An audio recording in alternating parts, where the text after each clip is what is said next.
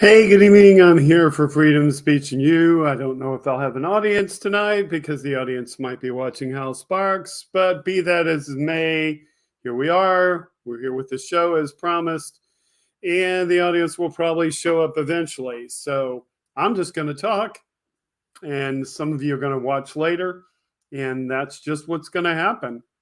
So, such is life.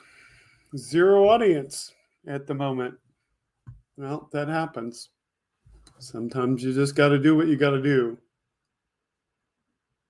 So, Trump has multiple nicknames for Ron DeSantis.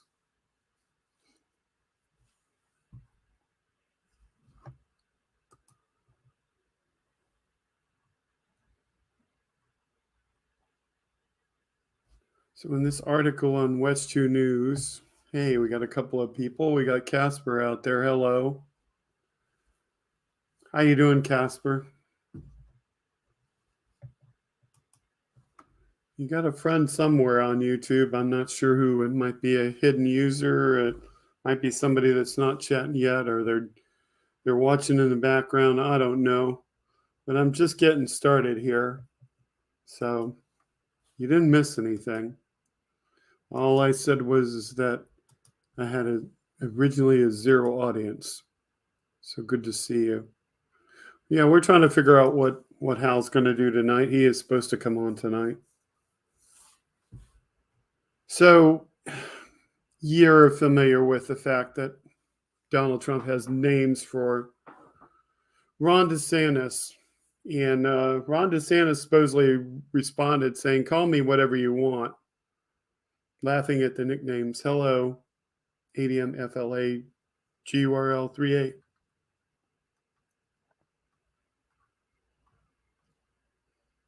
So this article from West 2 News of March 23rd.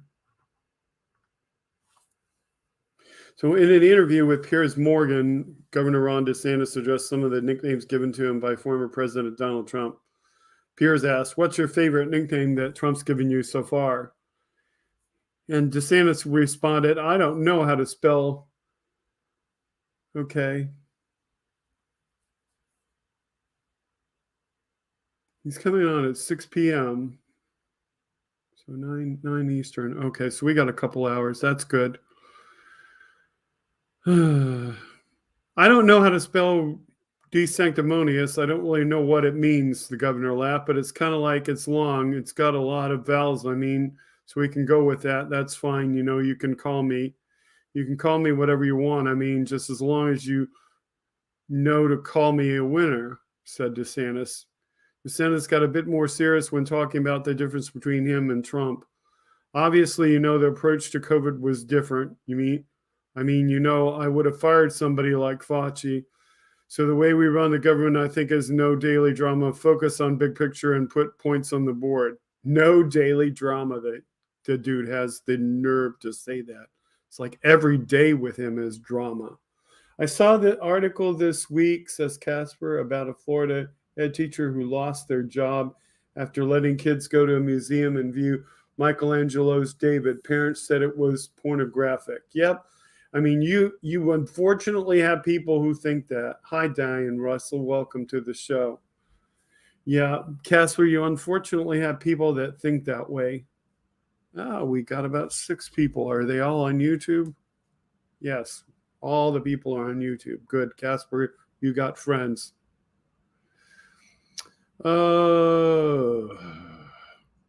This is the latest response from DeSantis as he grows bolder in responding to the former president's attack. Earlier in the week, he needled Trump saying, "I don't know what goes into paying hush money to a porn star to secure silence over some type of alleged affair. I just can't speak to that." So I think that's all that is to that article. It's not a very big article, but it's basically just DeSantis talking about it. I don't know what's in the video. Let's see what's in the video. Does he talk in the video?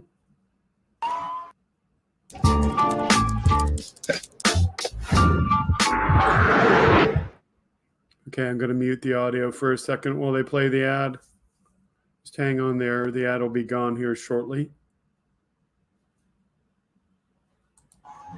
Florida's governor now taking stronger but still subtle swipes at Donald Trump. Ron DeSantis, in an interview with Piers Morgan for his talk show that streams on Fox Nation, had some fun with Trump's nicknames for him. Ron DeSantis. Did anyone ever hear of DeSantis? The sanctimonious DeSantis. Which is your favorite nickname that Trump's given you so far? I can't. I don't know how to spell the sanctimonious. I don't really know what it means, but I kind of like. It's long. It's got a lot of vowels. I mean, so we go with that. That's fine. You can call me whatever you want. I mean, just as long as you also call me a winner. Suspended any regulation. But DeSantis also got serious with a jab at the former president when Morgan asked him about the differences between him and Trump. And obviously, the approach to COVID was different. I mean, I would have fired somebody like Fauci. So the way we run the government, I think, is no daily drama, focus on the big picture, and put points on the board. Analysts say the potential presidential candidate's framing of himself as a leader who'd have less drama in an administration and as a winner seems to be a recent calculation to go after Trump in an understated way. It does seem that there's been an evolution this week where in this interview, you're seeing him come out harder. He's especially going after Trump's character. I am Bezler. Like the moment at a news conference this week when DeSantis seemed to take advantage of Trump's legal jeopardy, specifically the possibility that the former president could be indicted soon in the Stormy Daniels case. DeSantis attacked the prosecutor investigating Trump, saying he's pursuing a political agenda and weaponizing his office, but also said, I don't know what goes into paying hush money to a porn star to secure silence over some type of alleged affair. I can't speak to that. Donald Trump, not about to let DeSantis' remarks this week go unanswered, posted today on his platform Truth Social, Ron DeSanctimonious is not working for the people of Florida as he should be. He is too busy chatting with a ratings-challenged TV host from England. How risky is it for DeSantis to attack Trump? One thing he knows is whatever he does, whether he tries to ignore Donald Trump or whether he confronts Donald Trump is going to be in his face. Donald Trump is going to follow the Mike Tyson strategy that everybody has a plan until they get punched in the face. So hopefully that's not a problem to use that video. That was from Piers Morgan and through the local NBC affiliate around my area. So hopefully, there's no big deal in using that. But if not, you were here, you saw it. Yes, wine, wine, wine. Yeah, and not the kind of wine that makes you feel better. Definitely not. So Casper mentioned this. Casper mentioned the Michelangelo statue and the people getting upset about it and the nudity. Well, this tweet alleges that what's going on in Florida would have a problem with something that NASA has done a couple of times with satellites. So let's just show you what NASA did in NASA history. One of the things that NASA did is they put this on board, I believe it's Voyager. Someone will correct me if I'm wrong. But this depiction of a man and a woman was put on board the Voyager spacecraft. And as the NASA Watch on Twitter, notes, a principal was fired in Florida after a lesson with Michelangelo's nude statue. David looks like nudes in history books will soon be illegal in Florida schools. For your information, this image was sent to interstellar space from Florida twice. Oh my God, what will those aliens think? Just saying.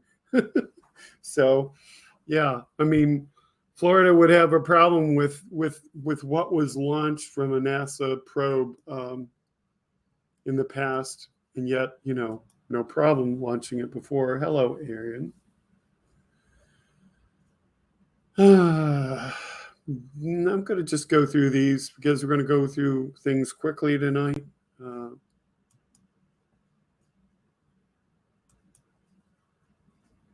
Not really criticizing anything, but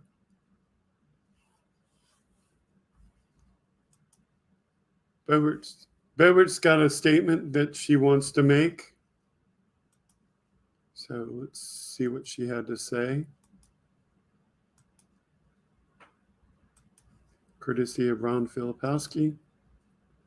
Boebert says that she sponsored an amendment to abolish the Department of Education, and she'll tell you why in her own words. So hold your ears if you can't stand her. Here she goes. Started the debate by joining Congressman Thomas Massey in supporting an amendment to the bill to abolish the federal Department of Education. Our public schools should have local control, not a centralized federal government pushing curriculum that sways way far away from reading, writing, and arithmetic. 161 Republicans voted to get rid of the Department of Education, but we still had 60 Republicans join every Democrat to defeat that amendment. The unfortunate reality is that our federal government is going to continue to have a big say on pushing drag shows, gender ideology, critical race theory, and all this other woke BS. We started the debate by joining. She looks pretty woke in that dress, doesn't she? Like she's trying to wake up somebody with her appearance. Yeah, I found a better way to say that, you know, she's not so conservative when it comes to her dress. Wes Webb says, oh, good. God, what about special ed? What about citizens with disabilities? Yeah.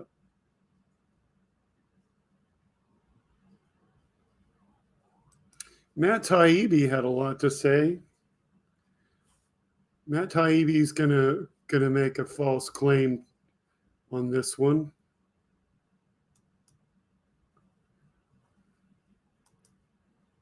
So this is interesting. This is courtesy of Bob Seska on Twitter and originally tweeted out by Matthew Dimitri. So Matt Taibbi is going to say something along the lines of Trump represents a real rebellion against the system. This is on the, I guess it's Keaton Weiss's show. Russell Doblier. It's called Due Dissidence. That's the name of the show. Never seen it before, but we'll see what Matt Taibbi has to say. Whoever the vehicle is has to be crushed with extreme force, you know, and Trump has become the embodiment of that. For all his other qualities, he does represent a real rebellion against the system. He didn't have help from the party. He didn't really have help from corporate America with money as much as anywhere near as much as Hillary got. And so I think that's tremendously threatening, especially in the context of Brexit and other things like that. Please clap. So he's trying to say that Trump didn't have help from the party. I mean, give me a break. Trump had plenty of help from the party. The party right now exists primarily just for Trump. I mean, he is the Republican Party. Whatever he wants goes. So you cannot say that Trump did not have help from the Republican Party, you know, because that would imply that after he won the nomination, they just went away and didn't give him any support, and that's just not true. Texas Paul retweeted this one today. And Bisler says, there was a time years ago that I truly thought Matt had the ability to change the world with his work. He has, in a way, just not for the better. Yes, he has not done for the better. Texas Paul retweeted this from Tian Brando on Twitter. And I believe that this is an original tune by Tian Brando, so I hope so. I hope it doesn't violate a copyright and that Tian Brando wants to get his tune out here. But Tian wrote this the other day, and Texas Paul writes, I love this guy. So let's listen to the tune together. All right, here's y'all a song I wrote about Waco. Trump went down to Waco wave his wiener around. The Colts showed up in their pickup trucks. He made those boys proud. 30 years ago, Koresh burned his people to the ground. Trump went down to Waco to wave his wiener around. Ted Nugent had a lot to say, like we all give a shit. That's all that he's good for, since he only had one hit. Chicken hawks posed as vets, some prayed to the sky and pinned their faith to that disgrace they call the My Pillow guy. They were wiener waving in Waco with Trump flags in the air. Not one truth was told that day, but no one seemed to care. The rest of us were wondering why he's not in jail. They were wiener waving in Waco, they can all go straight to hell. Yeah, Trump went down to Waco to wave his wiener around, staring at indictments and still not backing down. I heard Stormy Daniels say there's not much to be found. Trump went down to Waco to wave his wiener around. Yeah, Trump went down to Waco to wave his little wiener around. So, ladies and gentlemen, if you want to check out more by TN Brando, go to @TN_BRANDO, and that's his channel. I think he did that yesterday, and he's good at it. It seems to be original, so I think we can use it. I hope so. Hi, Bendy Loco. Welcome to the chat. Good to have you here. Hi, Wes Webb. Welcome to the chat. So we have a little bit of entertainment in that way for you.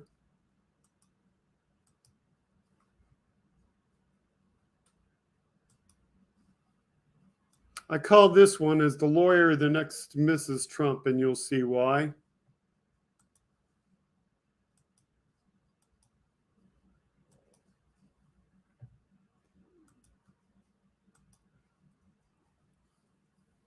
I believe her name is Elena Haba. Correct me if I'm wrong. But here's Ron Filipowski retweeting a picture of Trump and Elena Haba, and it says, cozy birthday dinner with the lawyer. So look at how cozy kind of they are. He's just in there with her, she's dressed that way. So you think she's the next Mrs. Trump? I think maybe so. So don't know. We'll have to watch and see. Haven't seen the third Mrs. Trump lately, so could be so.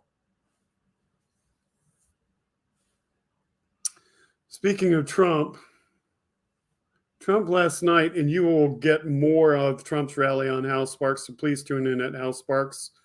Our mods will give you the link where you can go watch him later in about an hour and 15 minutes. An hour and 45 minutes. But in his rally, Trump made a lot of claims, and we're just going to touch on one of them. He claims that they didn't laugh when he ran the country. So you want proof of that? Here's the video where he says that.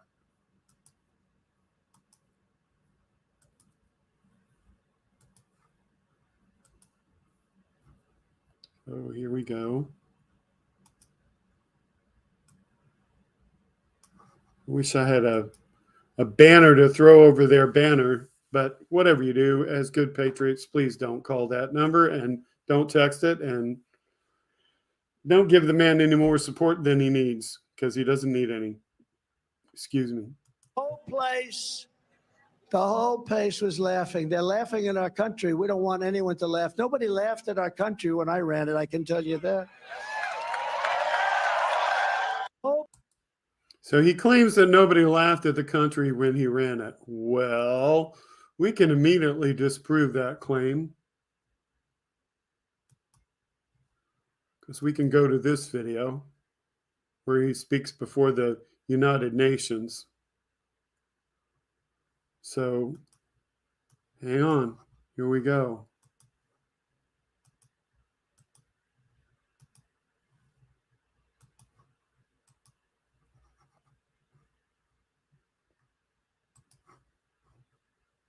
Madam President, Mr. Secretary General, world leaders, ambassadors, and distinguished delegates. 1 year ago, I stood before you for the first time in this grand hall.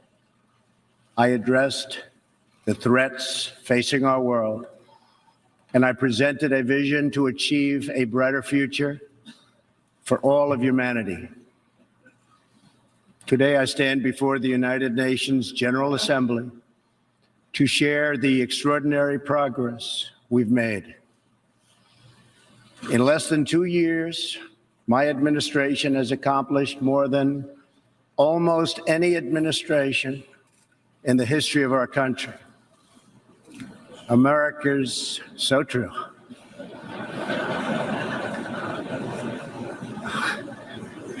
Didn't expect that reaction, but that's okay.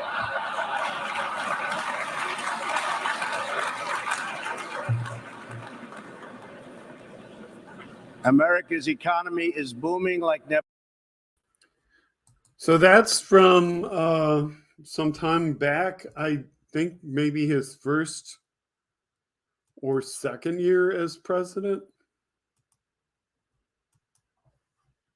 But yeah, that was when he was speaking before the UN. There's plenty of other examples where he got laughed at. So, for instance, this one. She didn't want to shake his hand.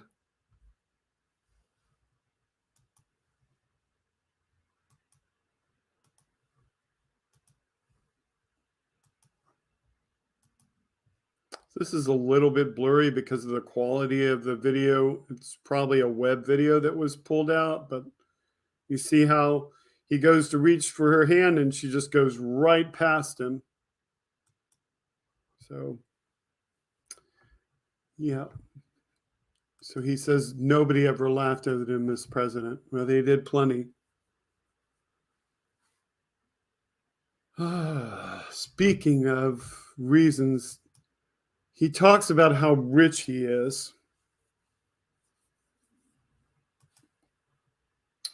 And a memo to the producer, we need more content since we are going to be on for the next hour and a half. So throw me some more content, please. Thank you.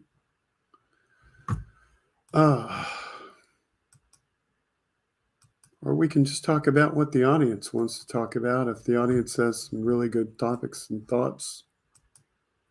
But Trump always talks about how much money he has. What's not in the news, we hear from Annie Van Leur. Not in the news. Trump paid Waco more than $60,000 to cover various municipal services such as public safety costs. Across the state, El Paso City officials are seething. They're still waiting for Trump's campaign to pay $569,000 for February 2019. And just to name some of the cities that Trump owns money to: Spokane, Washington, over $65,000. Billings, Montana, over $42,000. Mesa, Arizona, over $64,000. Tucson, Arizona, over $81,000. Minneapolis, Minnesota, $530,000. Eau Claire, Wisconsin, over $47,000. Green Bay, over $9,000. Erie, Pennsylvania, over $35,000. Burlington, Vermont, over $8,000. Washington, D.C., $9 million. Lebanon, who's the geology expert? Lebanon, 16,000 plus. Albuquerque, New Mexico, 211,000. El Paso, 569,204. Hi, Elizabeth. Lebanon, what state is that? I'm not a geology expert. Let's see. Florida, Georgia, the Carolinas. Like Alabama's here. What's up here? Below this or below the lake?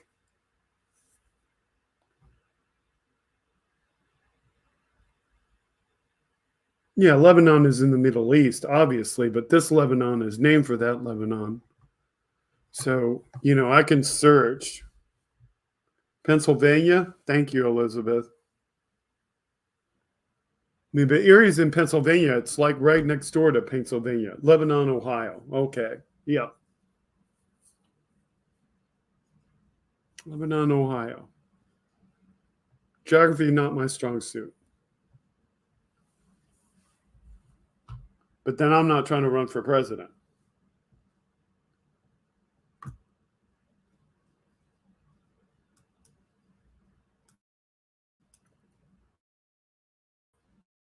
That question I would want if I was on that old game, Who's Smarter Than a Fifth Grader? This one is a brilliant sign at the Trump rally. So this is supposedly real. If it's not real, it's still funny.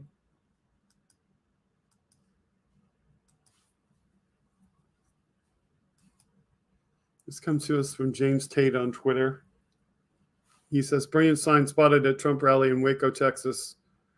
Dear MAGA, if you haven't committed any of these crimes, the cops won't arrest you. It's that simple. So it says, attention, Trump rally attendees, you could be the target of prosecution if you've ever committed the following acts. Attempted to fake electors to overturn an election. Pressured a Georgia Secretary of State to find 11,780 votes. Paid off a porn star you slept with to influence an election. Stolen classified documents. Lied to your own lawyers about classified documents, or incited a riot at the Capitol. So, yeah, that was the stuff. So,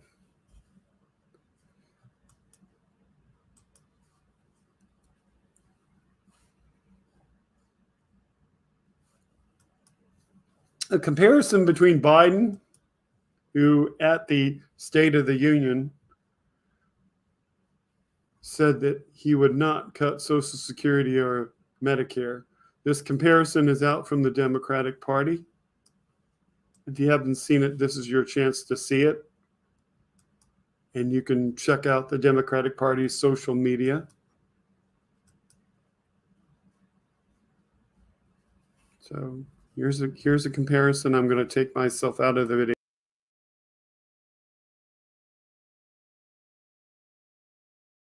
We will not cut Social Security. We will not cut Medicare. Those benefits belong to the American people. They earned it. And if anyone tries to cut Social Security, which apparently no one's going to do, and if anyone tries to cut Medicare, I'll stop them. I'll veto it. And look, I'm not going to allow them to be taken away. Not today, not tomorrow, not ever. Entitlements ever be on your plate? At some point they will be. That's actually the easiest of all things if you look. We should try to look at entitlements, look at restructuring Medicare. We need to acknowledge all of the entitlements that we have. It's an issue. So the first thing you do is you change the retirement age. It will be my objective to phase out Social Security, to pull it up by the roots and get rid of it. Turning Medicare into a voucher system. It's a really good start. Our entitlement programs, there's no doubt that we have to wrestle this beast to the ground. We all know where the real issue is in terms of long-term debt for the United States. We've got to put them on the table. So they all want to get rid of it. So there's your answer between, who you should keep in power and who you should not allow to have power.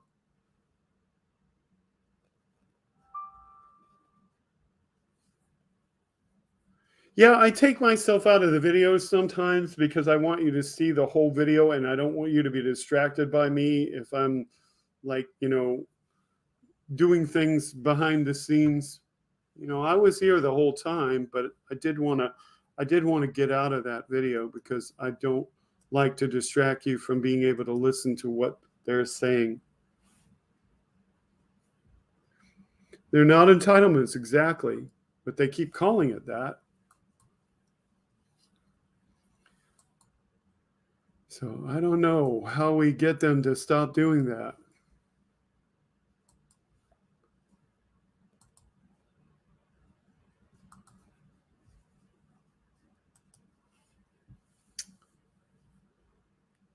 Hey, Nick Rich 56. Good evening. And hey, Jim the Geek, good evening. Welcome.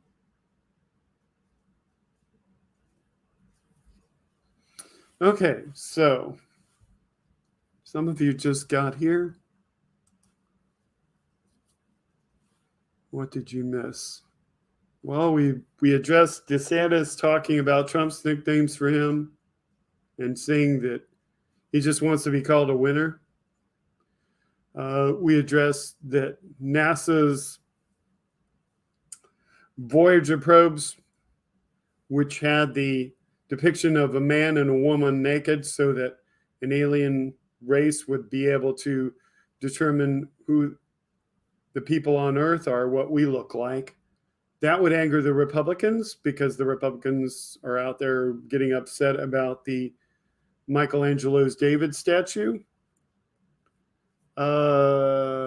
We talked about Boebert and her business where she's trying to discontinue the Department of Education. We talked about Trump and Matt Taibbi saying that Trump didn't get help from the party, which he most definitely did.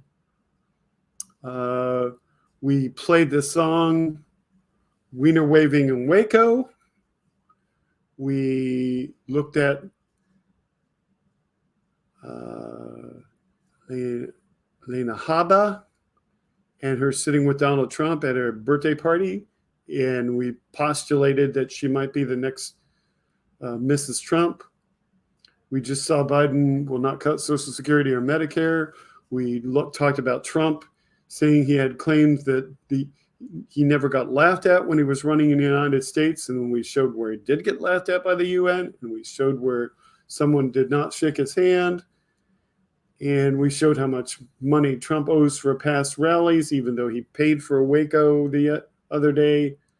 He owes millions of dollars.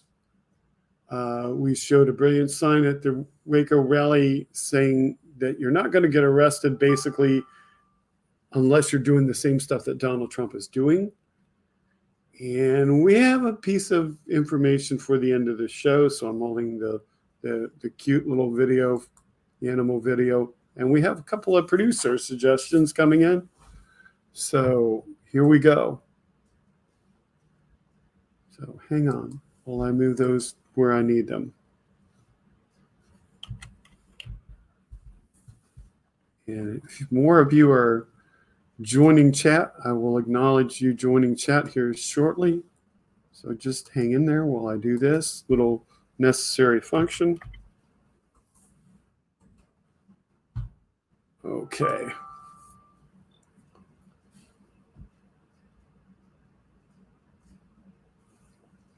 So what do we got going on?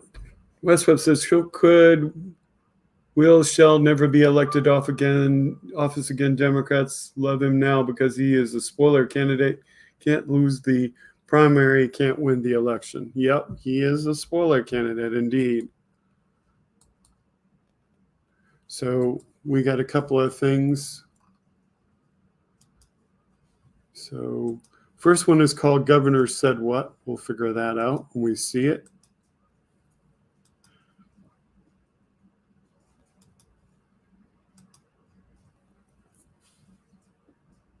Disgraced ex-governor says what, according to Joan Esposito and ACYN.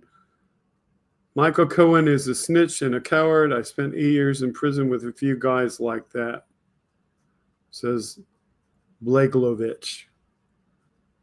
So he's not happy about what Michael Cohen is saying. Let's see what else he says. He may say a few other things besides just the quotation there. So. It's not. Michael Cohen calls this Mr. Trump's second big lie. Your reaction? Michael Cohen is a snitch and a coward. I spent 8 years in prison, 2,896 days with a few guys like that. They get light sentences. They get their sentences cut short if they're willing to compose on somebody else. And that's precisely what that coward did to President Trump. He's the one who's responsible for whatever was happening with Stormy Daniels. The Federal Elections Committee has exonerated the Trump campaign for any misdemeanor wrongdoing. And now he's doing what he's doing because he's made a deal, I believe, with those prosecutors who are chasing President Trump. Not. They all think it's all about big deals and all that sort of thing. They don't ever acknowledge the actual crimes of Donald Trump. So just continue to obfuscate the truth with their remarks.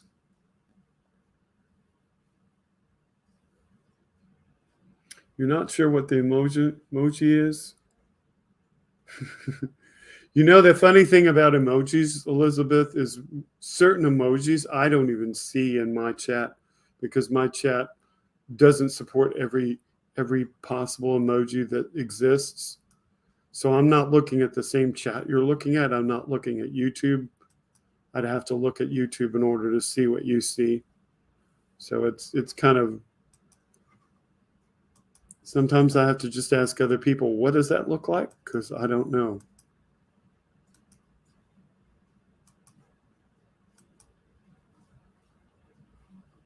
This is from Patriot Takes.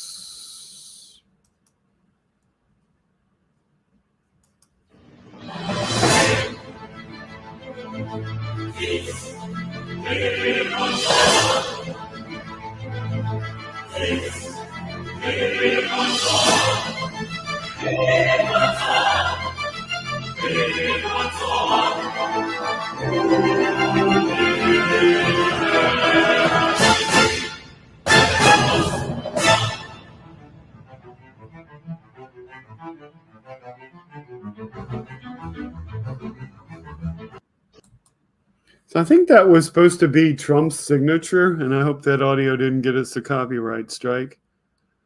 But what does it say? Let me stop it where it says.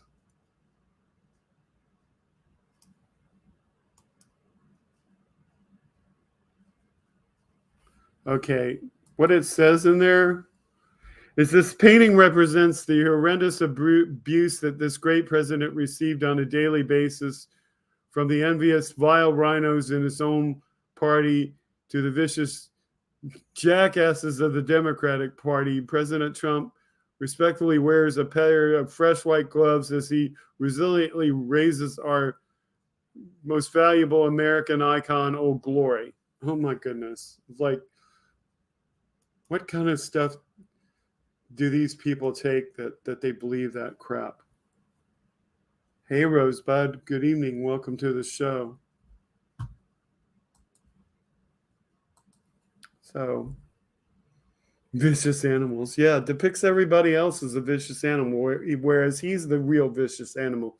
Elizabeth says Michael Cohen had the respect to testify to the people as to his crimes at a trial, was convicted and paid his debt. Yeah, Trump does not have that level of respect at all whatsoever.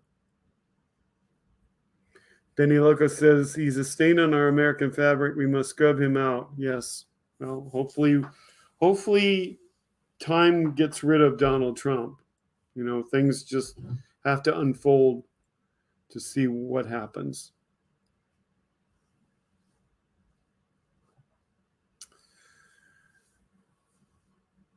I'd pay for a signature on a felony charge, says Nick Rich 56. Yes, that would be nice. That would be nice. Rosebud says of the painting, that's ridiculous. Jim says that our previous speaker from the video folded on a few of his friends when he was trying to get out of jail. I'm not surprised.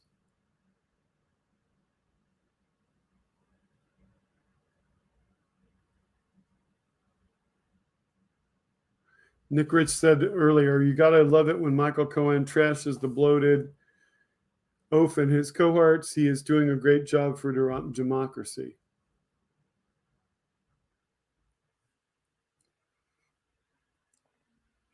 Diane Russell says accountability has to come for Trump in order to get rid of MAGA. Yes, it does. So we got more stuff coming in. I saw this earlier. I'm glad our producer's on it.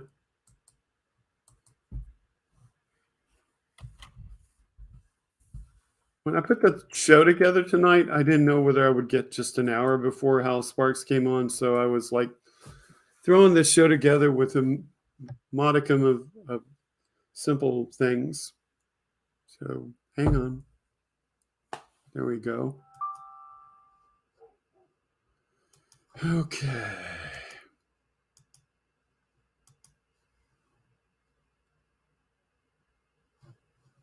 What happened? I must have closed it. Sometimes I'm my own worst enemy when it comes to clicking the wrong thing. All right, try that again.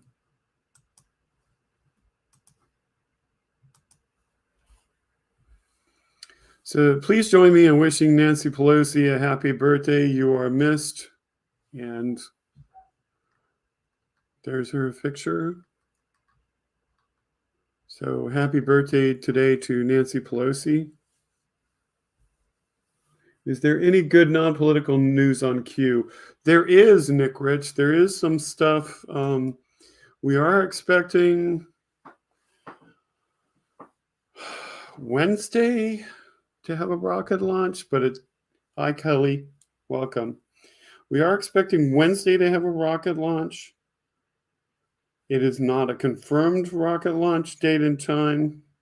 It's an expected rocket launch date and time. So let me just go through them because I know there were 4. Okay, if it goes on Wednesday, March 29th at 4:11 p.m. Eastern, that would be noon, 12:11 p.m. Pacific if you're watching online, or 8:11 p.m. GMT. Falcon 9 with Starlink from Cape Canaveral. Thursday at 9:59 a.m. in Eastern time, but at 6:59 a.m. in the local time, a SpaceX Falcon 9 with a payload from Vandenberg. What is that? Did I click it? No, I clicked on the wrong one. Let me try that again.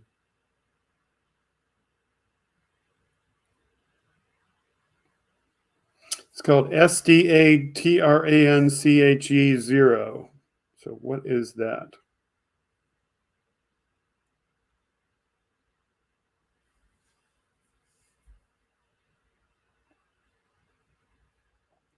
Okay, whatever it is, it's a government top secret payload costing $52 million for the Space Development Agency. So it might be some kind of surveillance, but that's going from Vandenberg on Thursday. I keep messing up my cadence here. And okay, and then there is an Intelsat launch on Friday if it goes, Friday, April the 7th at 1:30. So that's in a week following. Okay. But 1:30 Eastern, that one's from Cape Canaveral. And there's also one on Saturday, April 8th at 8 p.m. Eastern. But those are too far into the future to really predict. And the honest answer is it'll probably be late Monday or Tuesday when we know that Wednesday's launch is confirmed. But we have a succession of Falcon 9s. And obviously this is not confirmed, but then there is supposed to be a Falcon Heavy launch coming up on April 18th. So keep that in mind.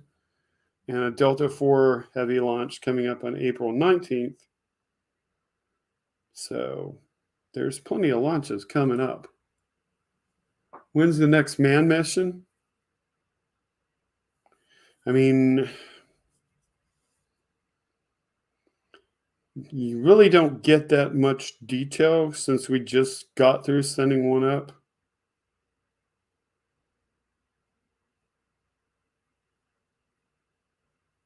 I don't know if they even...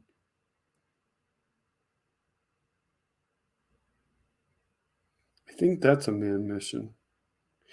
Yeah, I mean, it's not confirmed yet, but Tuesday, May 2nd at 1 a.m. from Kennedy Space Center, Axiom Space. And this is a Crew Dragon flight, but it is not a regular NASA crew. So maybe by May 2nd. But that's the Axiom Space crew. That's the commercial crew that is flying the space tourists. Oh, and I didn't pull the story. Did I put that in the... I think I put that in there where I can grab it. Oh, I didn't pull the story for tonight, but I can pull it pretty quick if I remember where I put it.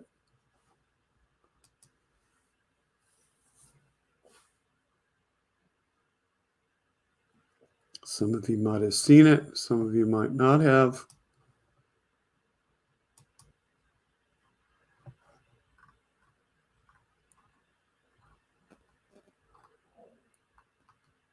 Is it in here? Is it in there? I think it's in the other one. Okay. No, it must be on my Facebook page. Okay. That's where I put it.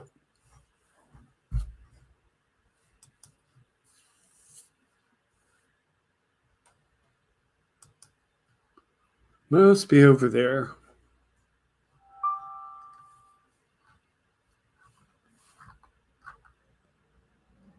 That's the story that I wanted to grab.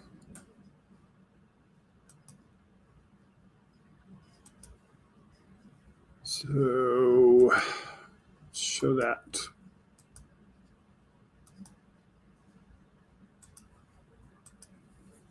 This one's for you, Nick Rich. You know you like the space stuff.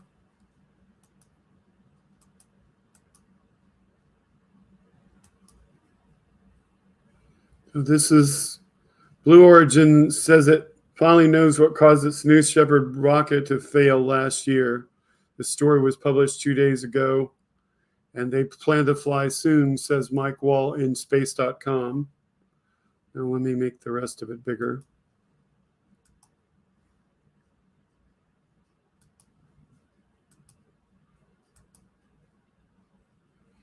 So it says Blue Origin has figured out what doomed its most recent space flight.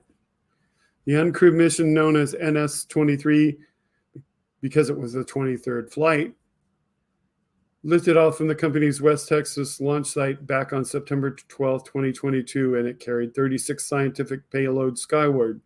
Something went wrong about 65 seconds into flight, however, resulting in loss of New Shepard's reusable first-stage booster. The vehicle's capsule managed to launch itself away from trouble and landed safely under parachutes. No one was hurt, and no buildings or other property were damaged.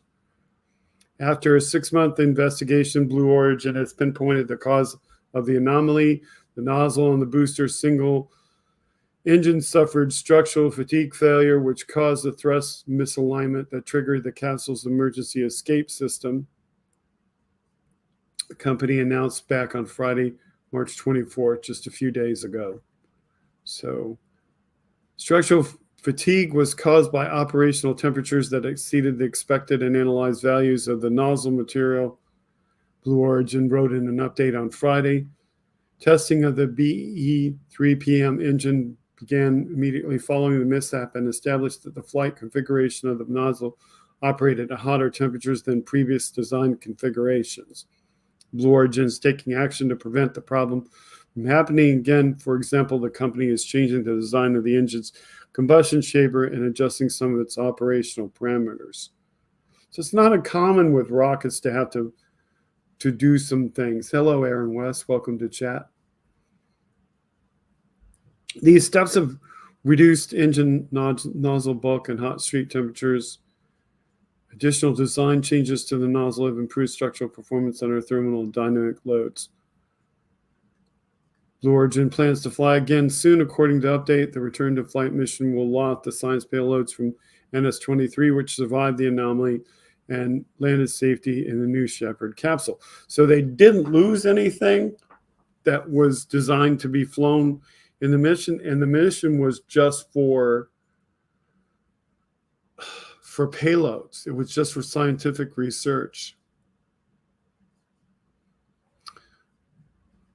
New Shepard's capsule emergency escape system work is designed during the anomaly according to the investigation which Blue Origin conducted with oversight from Federal Aviation Administration and input from representatives from National Transportation Safety Board, the National Flight Opportunities Program, and Commercial Crew Office.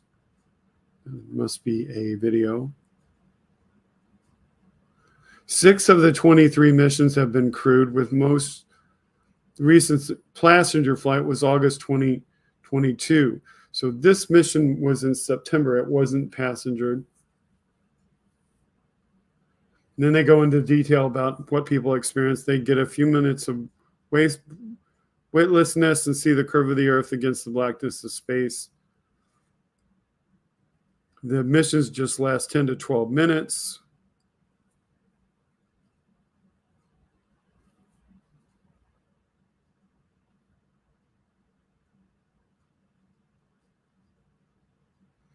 And then they talk about the use of different vehicles. So they did that. It's the second flight anomaly for them. And the last one occurred back in 2015. So they found out what's going on, because I know that there was talk among the people online, like, when are they going to tell us what happened? Sneezed while hitting send. Well, God bless you. Here's an article about DeSantis coming from the producer.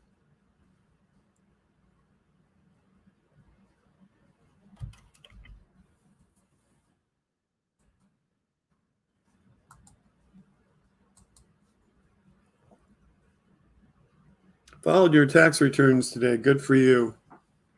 I'm still behind the curve on that. You would think that I would go ahead and follow them, but I've just been behind the curve on that. I'm gonna have to sit down and buckle up and do them.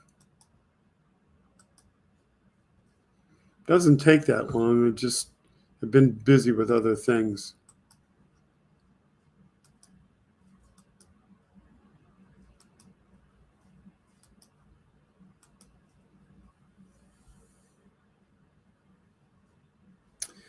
Nick Rich asks, I've never witnessed a rocket launch. It's the bucket list. How many have you experienced? Too many for me to count.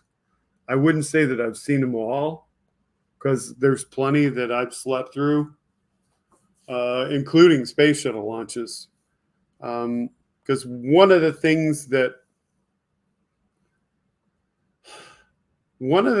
that's different with every launch, besides the different types of spacecraft,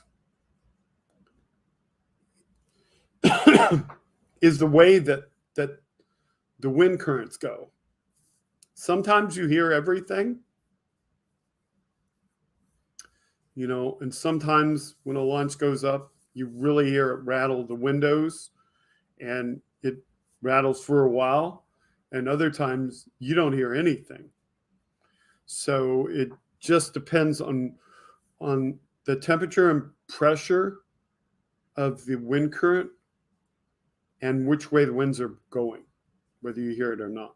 Now, if I was somebody who lived a lot closer, that may not be the case, but it does vary.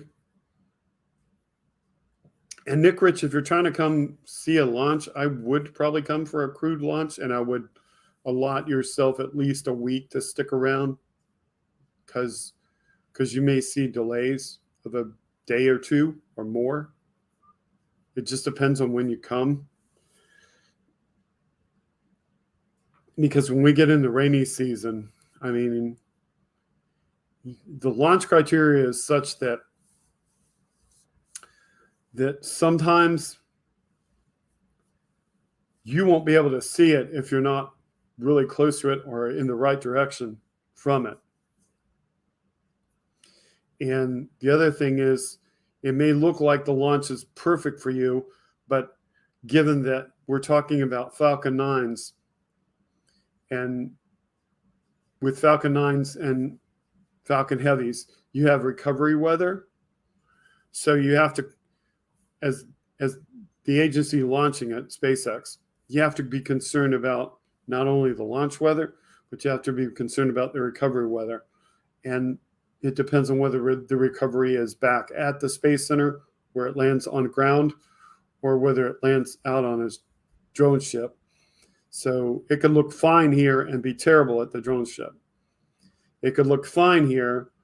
You could think the weather is good, and there could be upper atmospheric winds or upper atmospheric lightning, and then you got that problem, because you just cannot have weather conditions that create static electricity and might create lightning with the craft, because you and I may not see any lightning, but if the craft itself creates lightning by virtue of going through the clouds, then they can't send it. So this is DeSantis. John Cooper says, hi, I just got invited to a campaign-style event on Long Island with Ron DeSantis, who is totally not running for president. Part of me wants to attend so I can just heckle the asshole. Join special guest Governor Ron DeSantis for an event in Nassau County, Saturday, April 4th. Doors open at 5:30 p.m. and says the Florida Blueprint.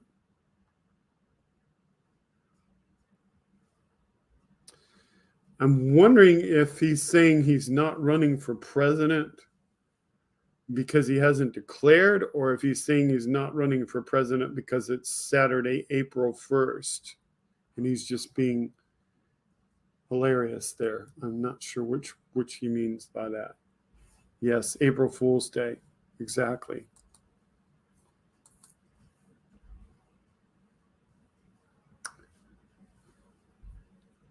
Florida for a week in 2023 is out of my price range today, even when Artemis goes to the moon. Yeah, it's kind of expensive.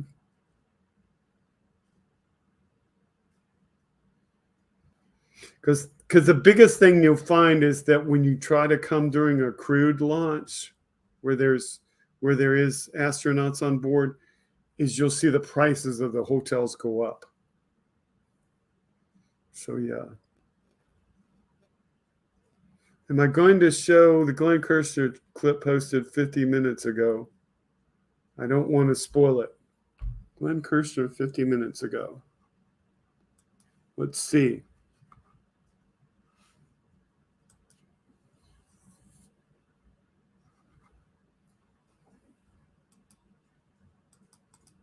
The dial back to the regular view so I can see, and put in Glenn Kirshner.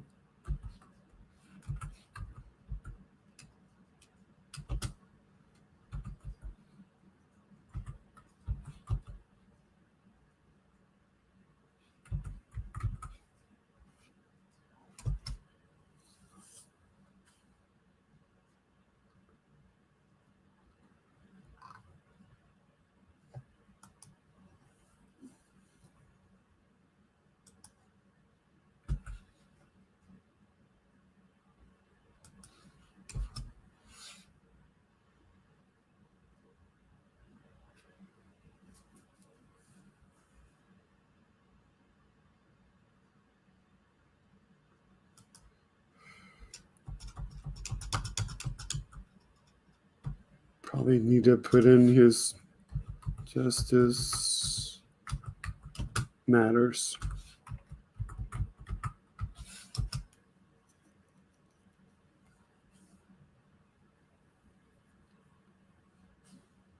I don't know why I'm not seeing.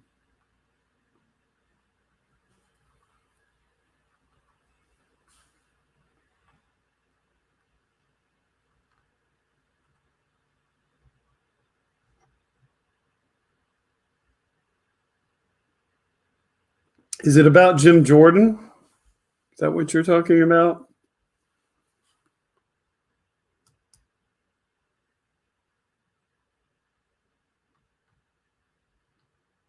I don't know why I'm not seeing.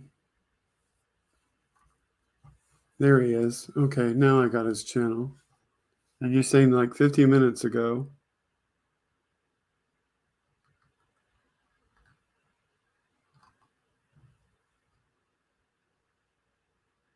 I think you're talking about this one.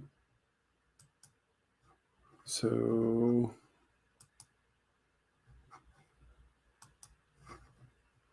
hopefully that's what you're talking about, Rosebud.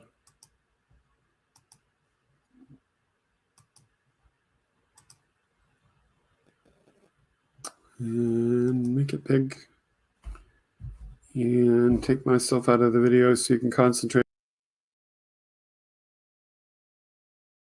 Jim Jordan.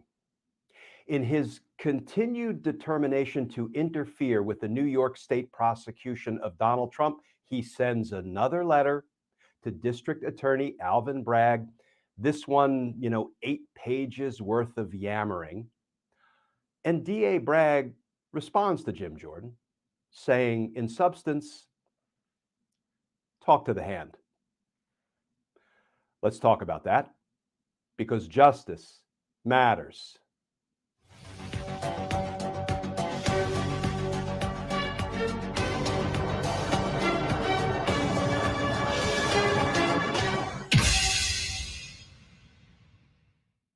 Hey all, Glenn Kirshner here.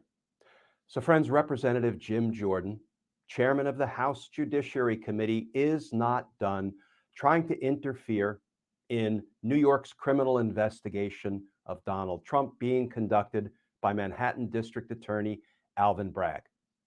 After Bragg's general counsel, Leslie Dubeck, sent a letter to Jim Jordan schooling him on the Constitution, on the 10th Amendment, how it separates the powers that can be exercised by the federal government from the powers that are reserved to the state governments. And after she brought to his attention all of the applicable Supreme Court case law, Jim Jordan is at it again. In 8 pages worth of yammering, a veritable potpourri of bad factual and legal arguments, I think Jordan just actually let slip what his true agenda is, what his goal is in trying to interfere in the New York State prosecution. Let's look at Jordan's letter dated March 25th, 2023, specifically at page 3. Here's what Jordan and these other House Republicans say. Congress has an important interest in preventing prosecutions of current and former presidents by state and local prosecutors. Therefore, the Committee on the Judiciary must now consider whether to draft legislation that would insulate current and former presidents from such state and local prosecutions. And friends, there you have it. Now, Jim Jordan sprinkles in words like improper, politically motivated prosecutions of a former president. But do you think if the New York District Attorney was prosecuting a Democrat, that Jordan would weigh in and say, that's improper? This is a politically motivated prosecution? No, it is because the person being prosecuted in New York is Jim Jordan's political deity, Donald Trump. That's why Jordan has decided that this is improper, this is politically motivated, and he hasn't even seen the indictment yet. None of us have. What Jim Jordan is trying to do is transparently stated right there on page 3. I need to consider passing legislation to put a former president above the law. No state prosecutions of a former president, particularly if I, Jim Jordan, believe it's politically motivated. Well, you know what, friends? District Attorney Alvin Bragg gave this 8-page yammering letter all of the respect, all of the credence it deserves. Alvin Bragg responded to it in a tweet.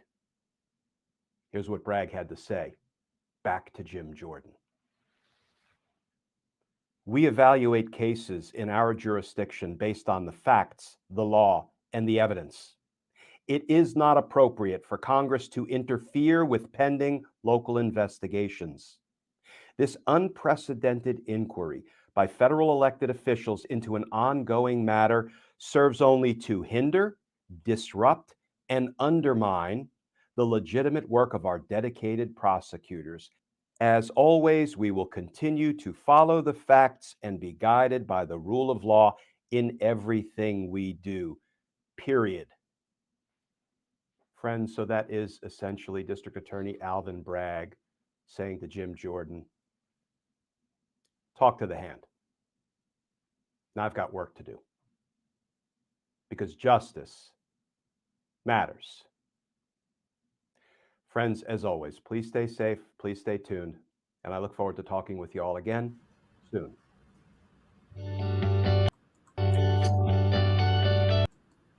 Okay, so thanks to Glenn Kirshner, who gives us the rights to use that in our show, and who simply asks for a copyright notice to be placed on the show each week when we use this content. And thank you to Rosebud for suggesting that. That was a good thing. Obviously, the district attorney there is standing up for the law, despite all the effort of Jim Jordan to try to obfuscate the law and make up things that get Trump off, get him free.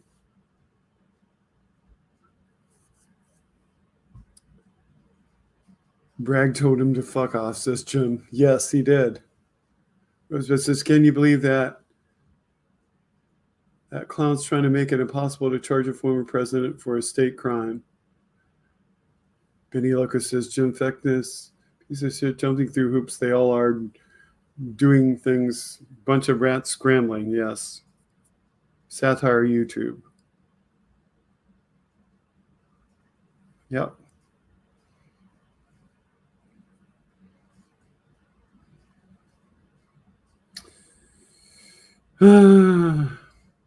If only Elizabeth. We won't repeat that. But yes, there's just certain things you want to say.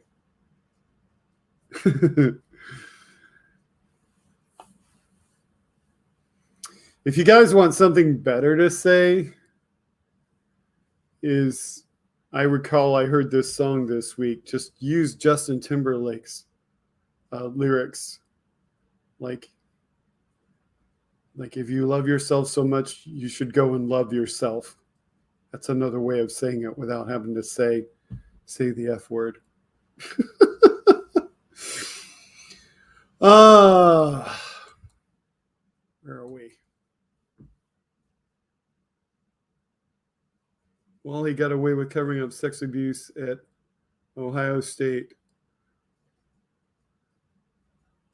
Justin Bieber. Yes, thank you for the correction there. Just be glad I didn't try to sing it.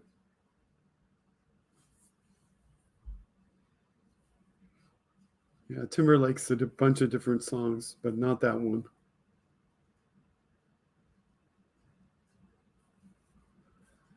Okay.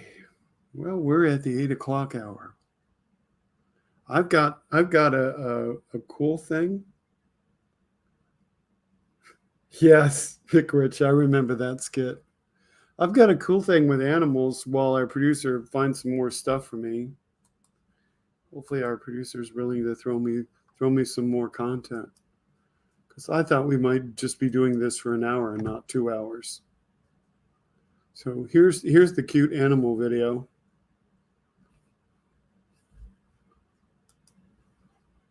Coming up next.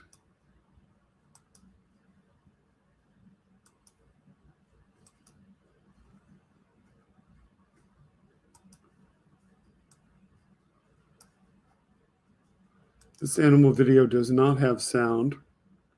So here comes the baby tiger pouncing up on mom.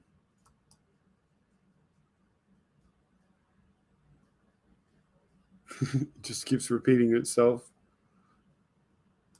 So that's kind of cool, isn't it? Just caught that one. Okay, so what else do you want to talk about? What else do you want to talk about? Any other great stories you saw today? Shall we go peruse the morning shows from the networks? See what they had to say today?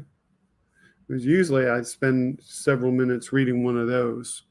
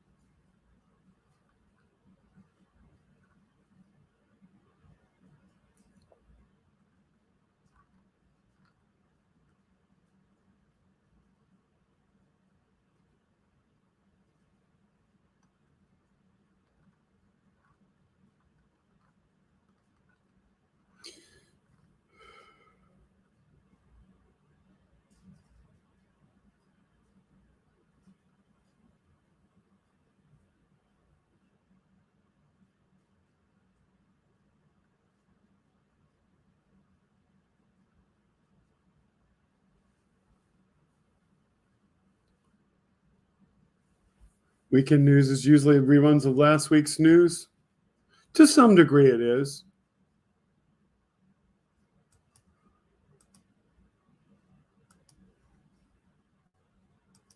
So let's go over what they talked about this morning on Meet the Press. So Chuck Todd goes, this week left no doubt Trump is still in charge of the Republican Party just a few hours after Trump's false claim that he was going to be arrested in Manhattan hush money case last Tuesday. Speaker of House McCarthy announced that House Republicans were launching investigations into Manhattan DA Alvin Bragg.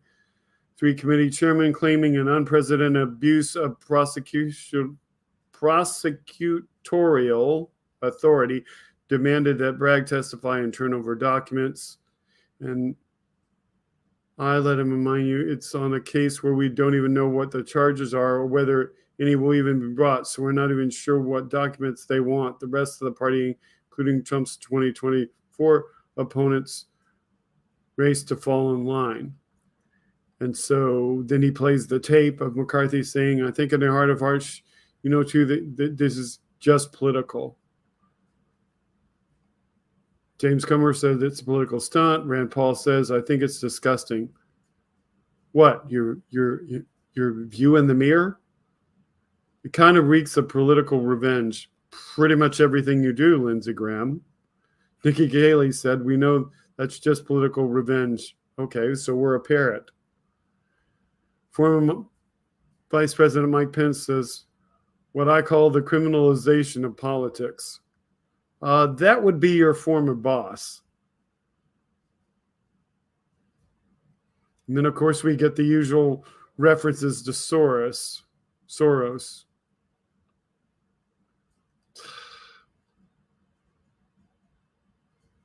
Chuck Todd says, I call all these pre-reactions because there's no indictment and one hasn't happened yet.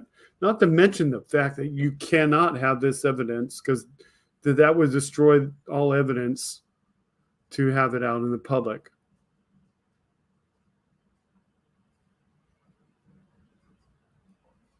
Todd says Trump's biggest obstacles are the Republican nomination not his political rivals. We've seen time and time again, he says, when Trump's in legal jeopardy, his rhetoric intensifies, and it did this week. He attacked Bragg personally, viciously calling him a Soros-backed animal.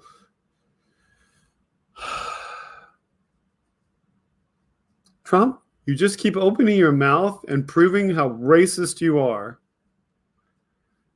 He also added he's doing the work of anarchists and the devil. No, that's you, Trump. Then he escalated it. He threatened potential death and destruction if he is charged. Damn you, Trump. I swear, you don't care what happens to this country as long as you can get off.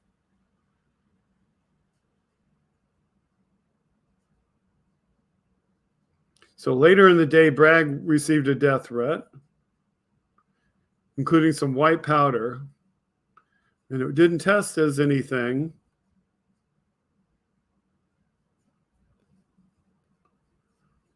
And then Chuck Todd talks about the speech last night, which we're going to get here on House Sparks, with Trump focused on the bulk of his speech on legal jeopardy. In fact, he really leaned into it. And campaign made witch hunt signs.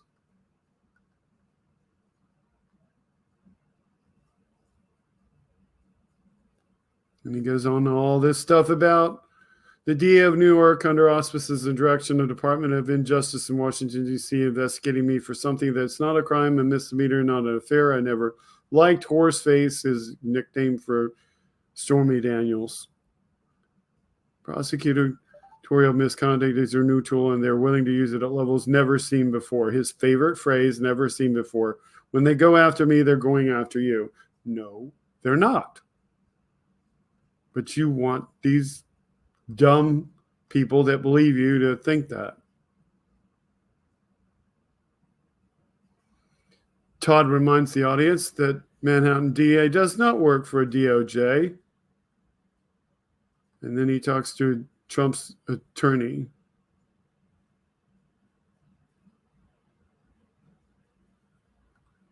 And we could read that, but we could just skip over that. Because who really cares what an attorney thinks? Attorney's just going to lie for Trump.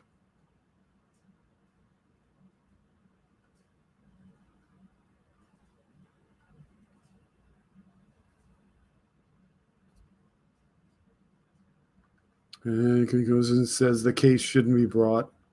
No big surprise there.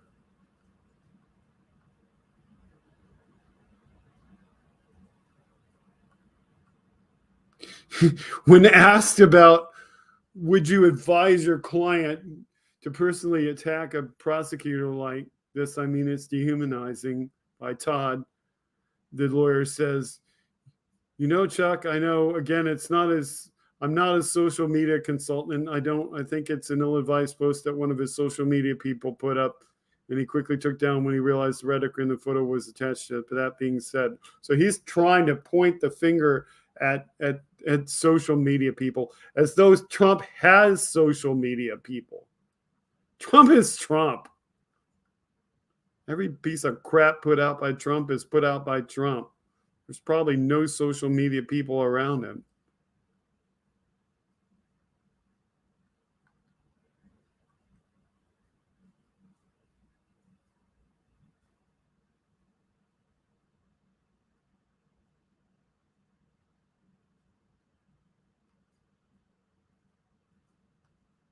And Todd asked him, Trump's rhetoric already creates violence. This happened once, so you're not concerned this could happen?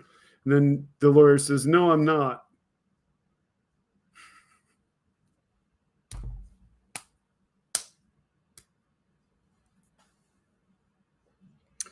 Honestly, lawyers can say anything to protect their clients, but that's just completely dumb.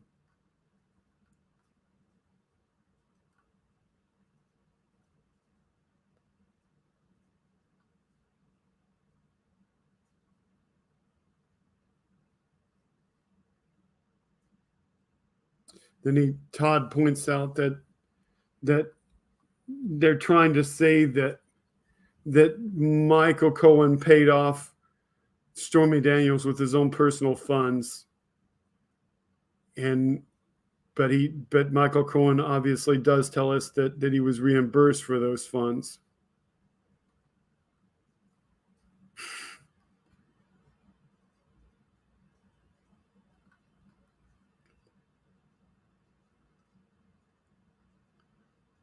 He used the Trump Organization check.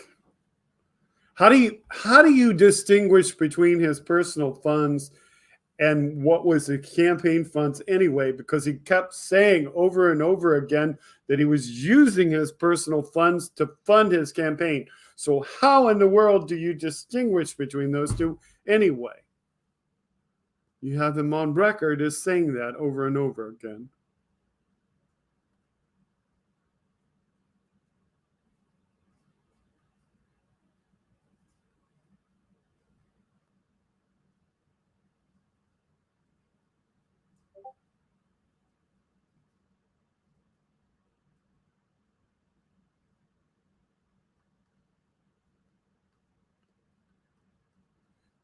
Somebody in the grand jury is definitely looking at all this, whether they were his funds, whether they can tie the funds to him, whether it's really campaign funds or not,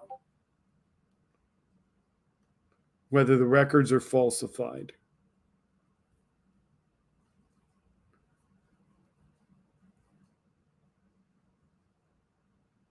And then here we go with this. Never in the history of this country has this been done before. Right, because never have we had a president do what Donald Trump did.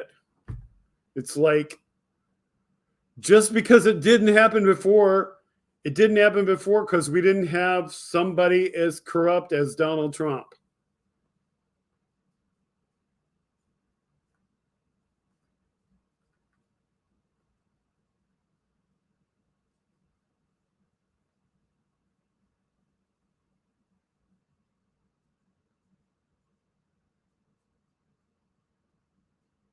And then this lawyer has the gall to try to say that Michael Cohen took out a loan and did this and did this and this on his own to pay off Stormy Daniels.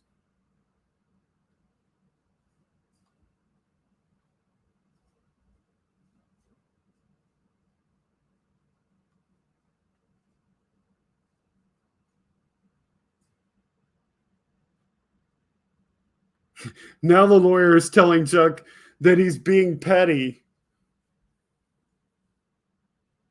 There's no filing obligation. Oh, I would have been screaming if I was watching this show this morning. I just would have been screaming at the TV.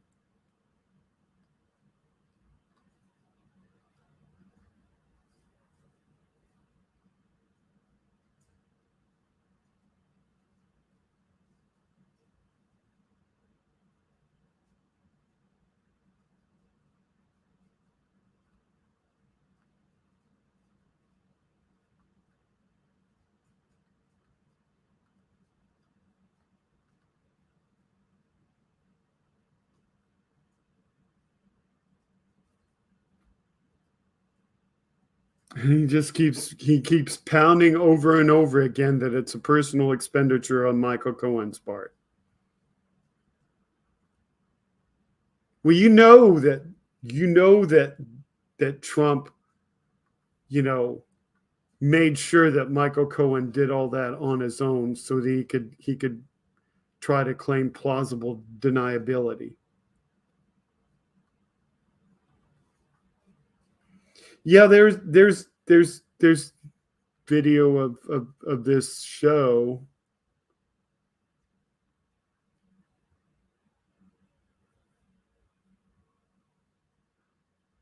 Elizabeth says never a president has done this kind of criming before. Exactly.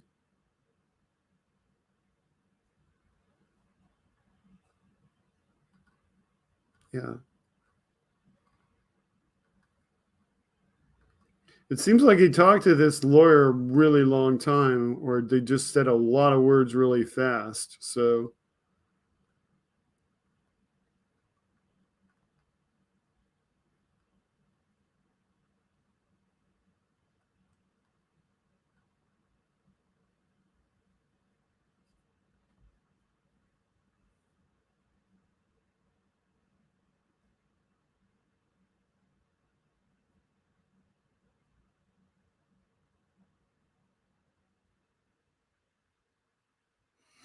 So here's Preet Braha. I'm hoping I'm saying his name right.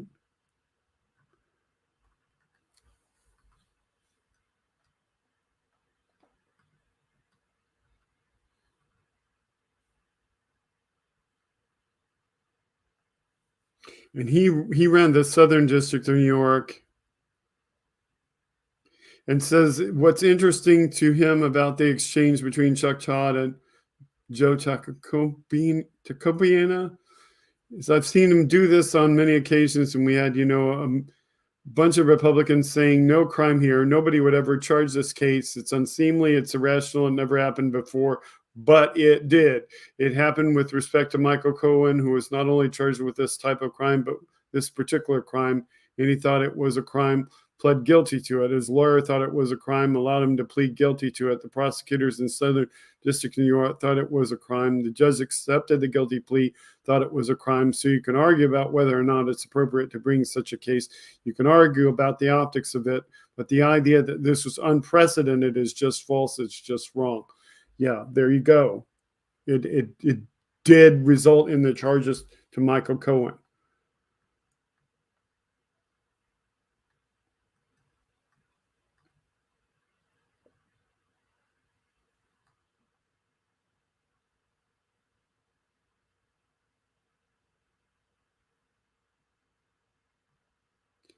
Todd says these are very difficult to win because the law is not clear. Is that fair? If you're Alvin Bragg, you know how hard of a case it's going to be. Preet says, I don't know all the facts. I don't know what evidence they have in documents. I don't know what the witness testimony of grand jury has been. I don't think anybody is saying it's a slam dunk case. I don't think anybody is saying it's an open and shut matter. I think they're going to. And then Chuck interfered. So I'll be honest, the way I hear it is like, well, it sounds like we need a mediator. Preet says, and look, I think you had it exactly right, that it's a provable case. You have challenges like any case. You have, issues of credibility with respect to Michael Cohen, who's going to be a key witness in the case. Maybe he'll be able to persuade a jury, notwithstanding the instruction of the judge, that insofar as even a little bit of the motive was related to personal embarrassment, that can't be a campaign finance violation. That's not the law. I understand it. That's not the instruction that the judge is going to give. But nobody's saying it's an easy case. We'll make another point, though, as people attack Alvin Bragg and see he's doing this for political reasons. This is a person who has been attacked for a year, in one instance in book length form, for not rushing to judgment, for not finding the easiest and quickest case to bring against the former president, even though he had respected prosecutors in his office basically begging him to bring that case. He didn't do it. So this is the mark of somebody who is careful and deliberate, and we can have an argument about the merits and strengths of the case once we see an indictment with respect to the campaign finance part of it. But you can't say about Alvin Bragg that he's rushing to the court to indict a former president on flimsy charges.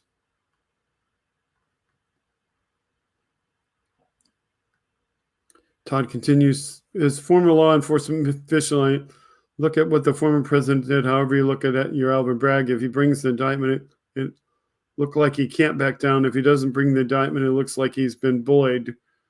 I mean, in a sense, we're really seeing the legal law enforcement community get challenged here by the former president's tactic.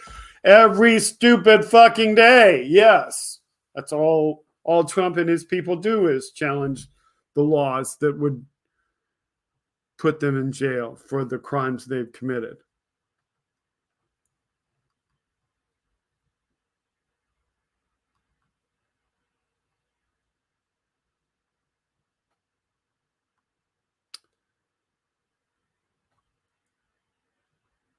Then he talks to him about what he would do, and he says, I don't know.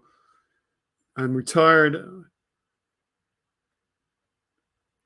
Says you're going to get criticism either way, whether you try him, whether you don't try him.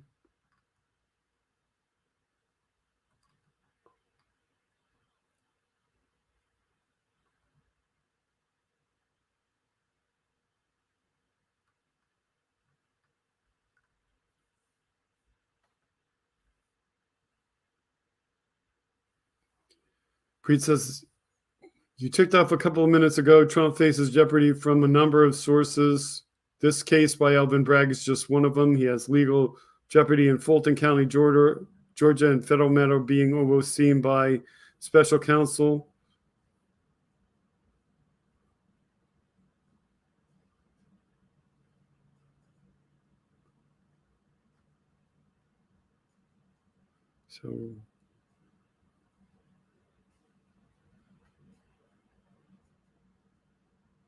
So all of these things are being investigated. Chad asks, is there ever an instance where all prosecutors should work together in grand jury sharing agreements or anything like that? Preet says that you can have that, but there's no overlap, as I understand it, between what Bragg is doing, the Manhattan DA, and what the Justice Department is doing. There may be some overlap between Fulton County DA is doing, because it relates to election interference. And obviously, Jan 6 was about the big lie on election interference. My guess is they're not really sharing too much because it's a local prosecutor and you want to keep those lines separate. But that would not be, unusual.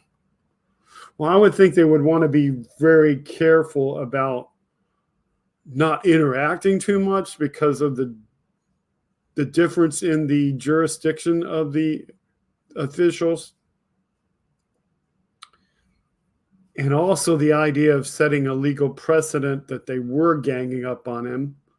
Wouldn't want to do that. And they wouldn't want to give any more credence to the lies that Trump spreads that everybody's out to get him.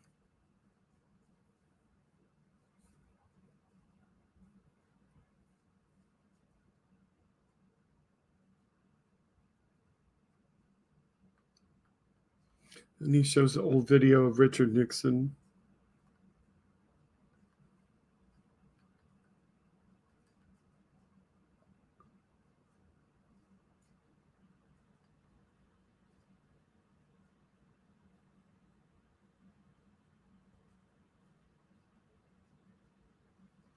So apparently Trump posed with a baseball bat. I didn't see that video.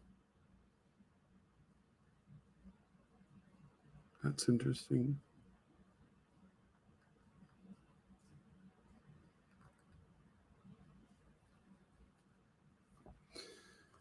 How much time do we have? We have about half an hour.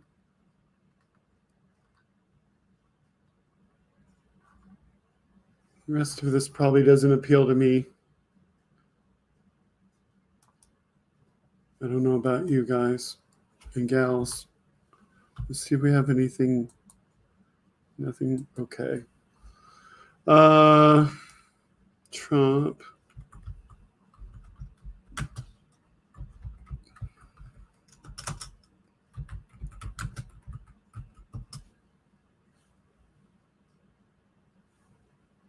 That's in the Post.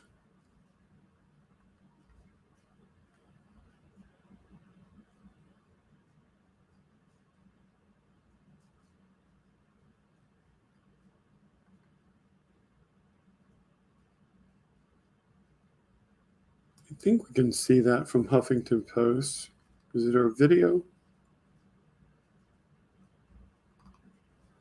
See if that will play a video.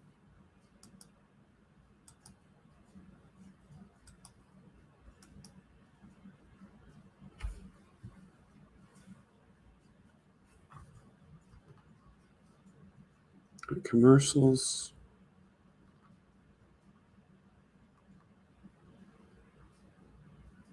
That's the clip from the show.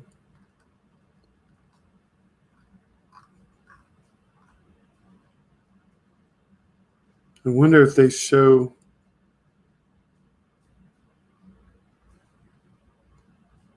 So he must have taken the video down. So you probably don't know if you can see the actual video.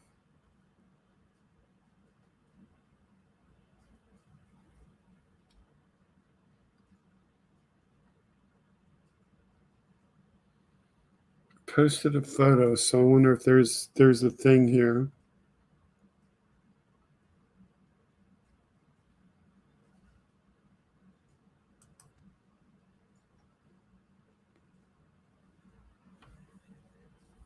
Has this got an ad in it or not? I don't know.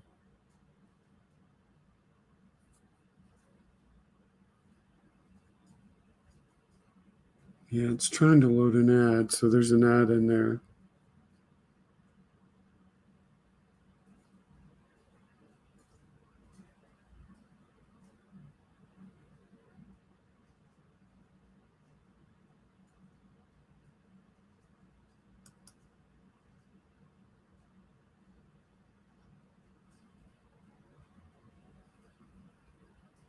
Now it's going to load another ad.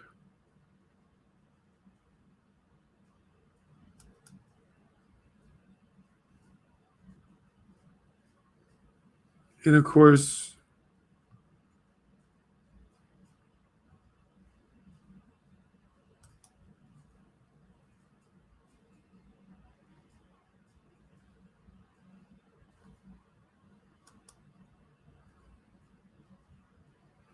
why does it always goes to the other thing?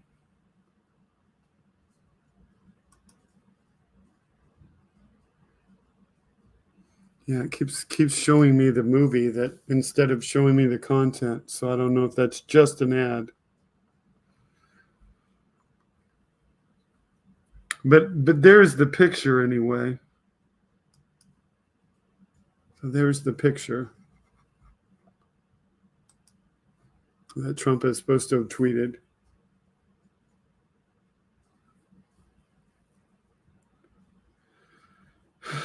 Simply deplorable.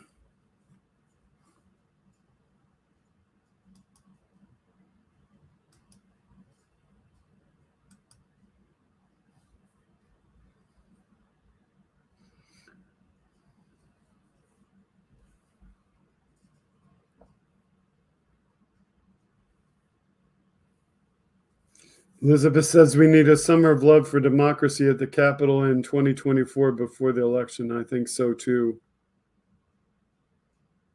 Yeah, it is a photo. I just thought that if I had found the video, that they would have talked about the photo and put it up. But yeah.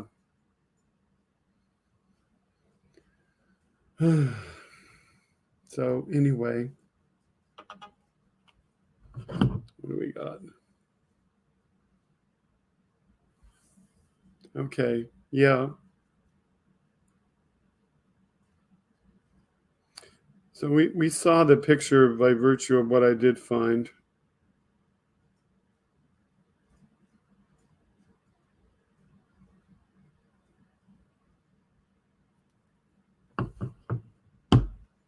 The Major is streaming right now.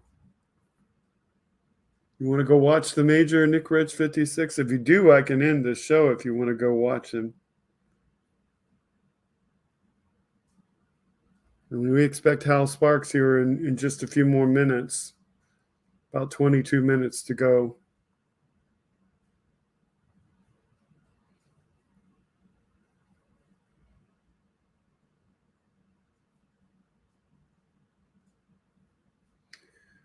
But yeah, I mean, if you got other topics you want to talk about.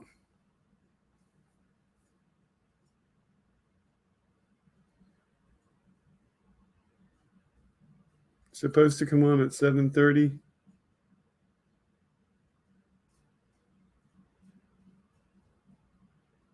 You thought it was another of his NFTs, Wes? Doesn't mean he won't do that too.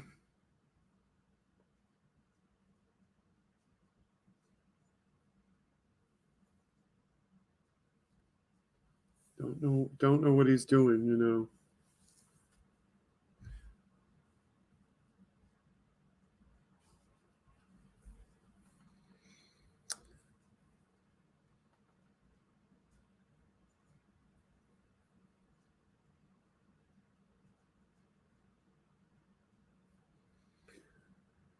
So. About 20 minutes to go before Hal comes on. Money laundering and Trump's dealings with foreign entities, including Arabs, Russian, and Chinese. Yeah.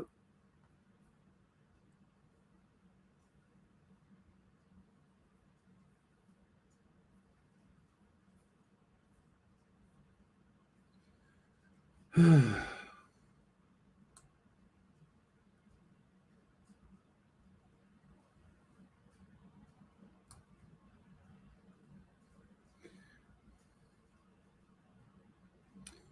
going tonight for the night, Elizabeth? Have a good night.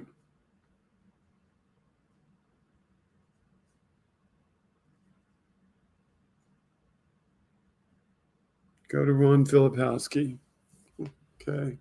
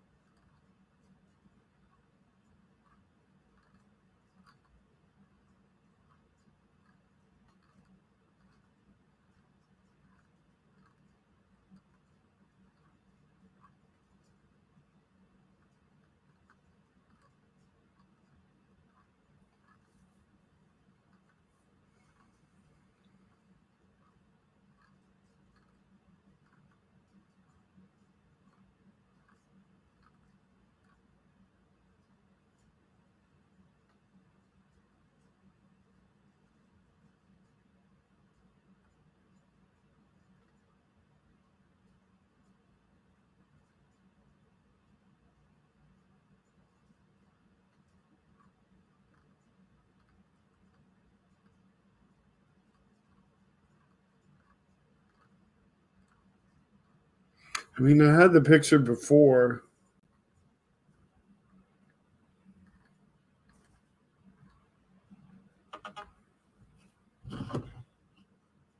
Dead air? Yeah. Because I'm looking for another copy of that picture. So I'm just looking for another copy of the picture that I showed before, because you're asking me to look for it, and I'm not seeing it in all of that. So I didn't know if that's what you wanted me to show, or if you just wanted me to go to anything on Ron's page. So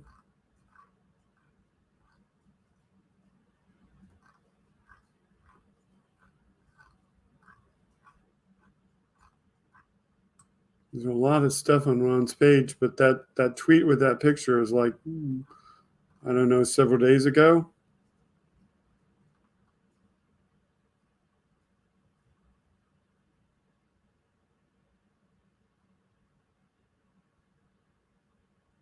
So there is like, apparently Trump has a new dance.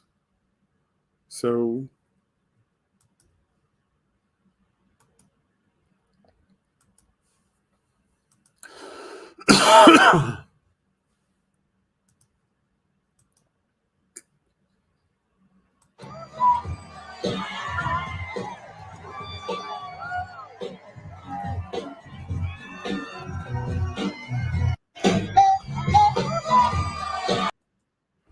So apparently he has a new dance.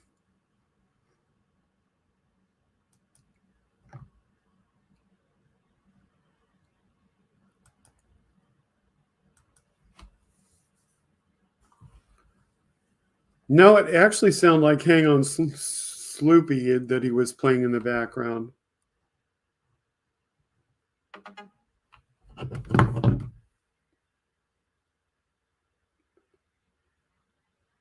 So anyway.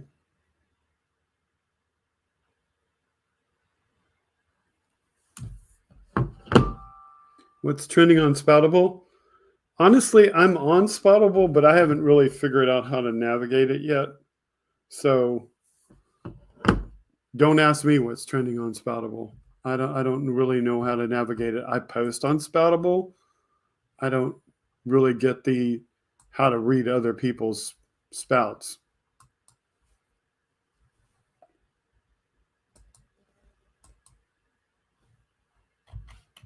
Primarily because I haven't spent time to figure that out yet. It's not as straightforward and simple as Twitter to me. Might be to somebody else, isn't to me.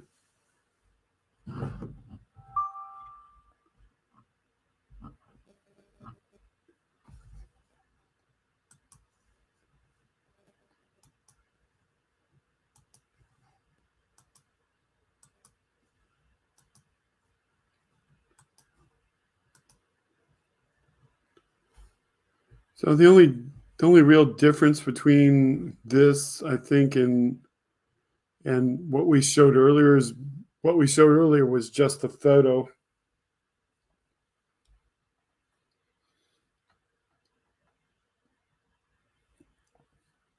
But this has got some kind of article with it. And he's trying to say in this article that he's quoting that only 10% of Manhattan residents voted for him. But you'd have to know who it is that's voting for him. I mean, so, and in the poster, Brooklyn Dad Defiant goes, "Holy shit, I knew Trump was unhinged," but he posted a picture of him with a baseball bat next to the picture of Manhattan DA Alvin Bragg. "This is straight up threat of violence. Innocent law-abiding folks don't do that. Arrest him already." Yep, I agree, Brooklyn Dad.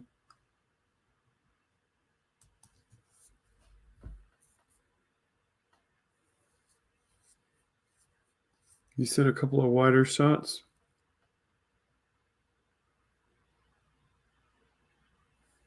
Chris Belsey says if you can navigate Twitter, you can navigate Spoutable.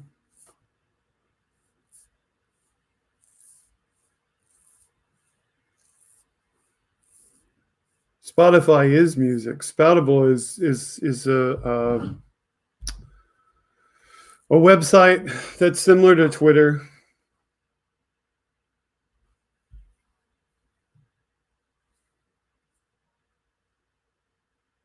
Got about 11 minutes left.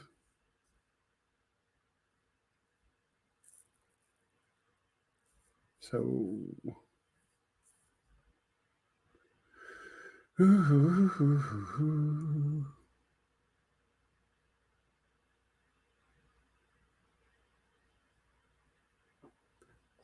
so you were saying what's trending on Spoutable? That'll be heard more often soon. Yeah, at some point it will be.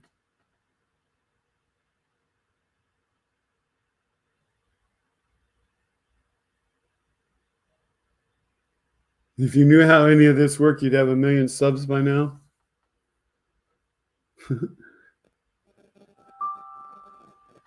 Okay.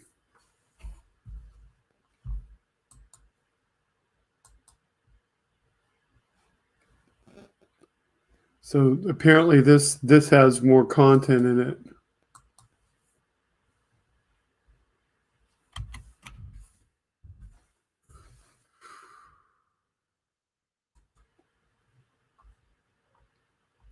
Because apparently this photo was lifted from an old photo. And you'll see that when you see this.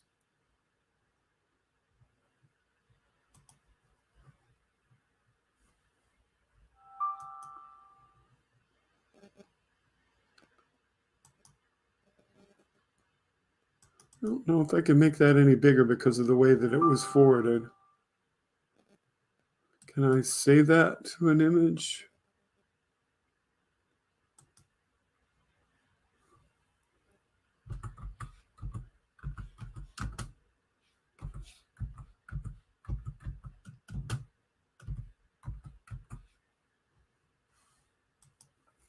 Okay, now I saved it to an image, so can I show an image? No, that's not the tab I want.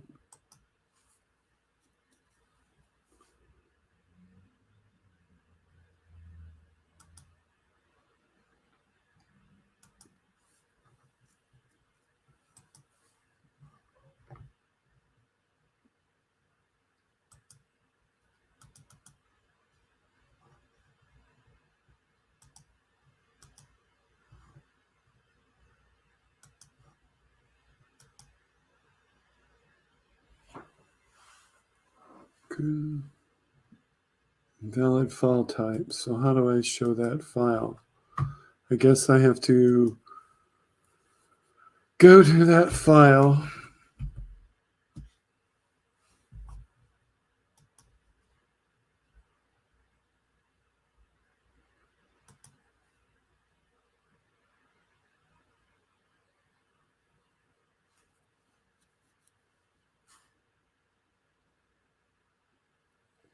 Sometimes things that you can do easily on your computer or on your phone, they just don't work as easily in StreamYard. It's just the way it is, because you have to be able to open a picture and get it to expand, and you send it an email and it stays small, and you can't show it without showing the email and who the senders are, and I don't want to do that.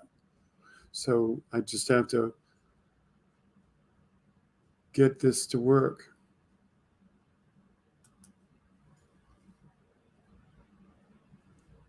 So how to present a picture. I can do a slide, but it won't do that because that's a slide. I can't do that. I might be able to open the file if I can see the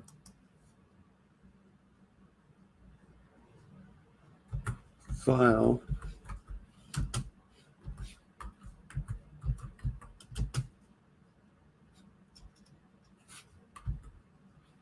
Okay, why did you do that? There we go.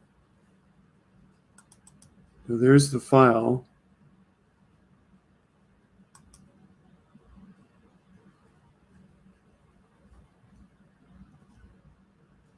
So can I show that?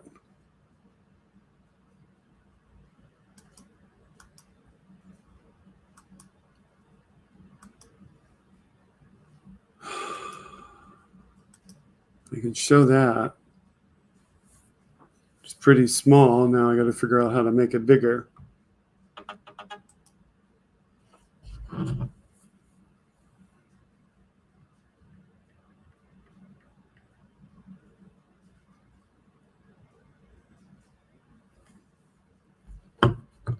And let's expand it.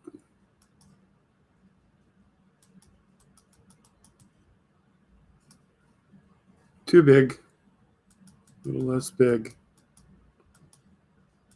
But you can see that the picture of Trump and the bat was stolen from a thing where he's swinging a bat with Pence. So that's from the White House days when they were both in office. And then there's another one here with Trump that I can probably send to myself.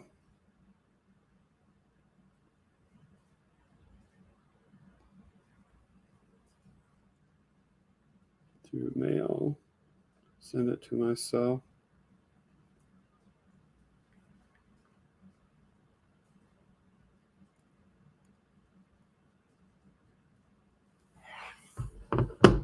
Let's see if that works.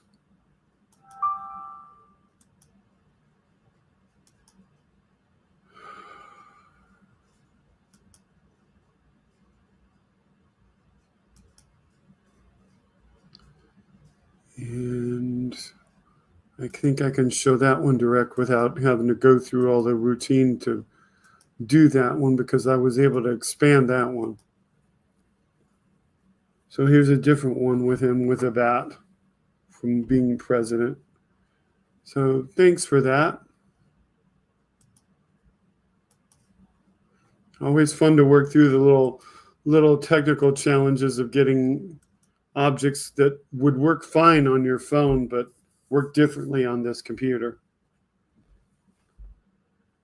So we have about supposedly 4 minutes left before Hal Sparks starts, so we should probably wrap this up and get ready for his show. And I need to stop early tonight. That's why I came on precisely at 7 p.m. my time, because I've got something that I've got to do in the morning. So I can't hang around late tonight. So I thank you for coming for the show. And, hanging through it. It was kind of a light show this week. Hopefully have a better show for you next week. What week are we next week? Yes, because let's see, 31 days. Okay, so next week will be the April the 2nd, I believe, if I'm not mistaken. So I will be here for that one. And I should be here on April the 9th. It's April the 16th that's kind of in question. So I should be here the next couple weeks with the show. But the show 3 weeks from now, I'm not sure about. I may have something else I have to do. So thanks very much for joining me tonight. Thank you to my producer. And thank you to the mods. And please see us. Come back for Freedom, Speech, and You. If you're new to this show, please like and subscribe.